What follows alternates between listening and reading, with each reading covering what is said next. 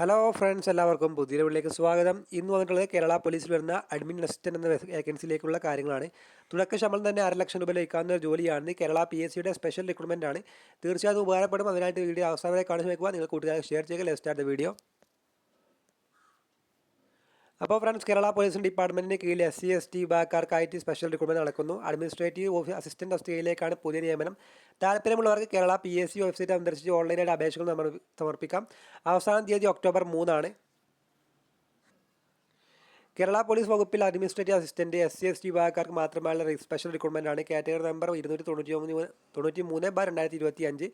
ശമ്പളം തിരഞ്ഞെടുക്കപ്പെടുന്നവർക്ക് പ്രതിമാസം 59,300 രൂപ മുതൽ 1,20,900 രൂപ വരെ ശമ്പളമായിട്ട് ലഭിക്കാവുന്ന ജോലിയാണിത്. പ്രായപരിധി 25 വയസ്സ് മുതൽ 41 വയസ്സ് വരെ പ്രായമുള്ളവർക്ക് അപേക്ഷിക്കാം.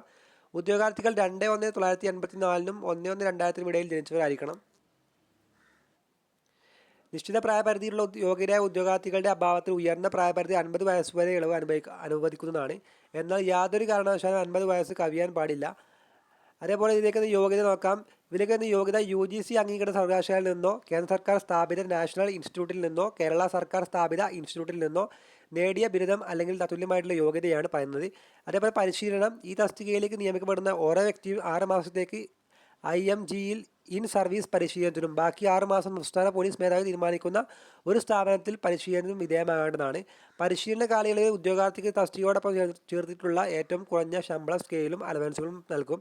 പരിശീലന കാലയളവിൽ പ്രൊബേഷനായിട്ട് കണക്കാക്കും. ഇനി അങ്ങനെ അപേക്ഷിക്കാമെന്നുള്ളത് നോക്കാം.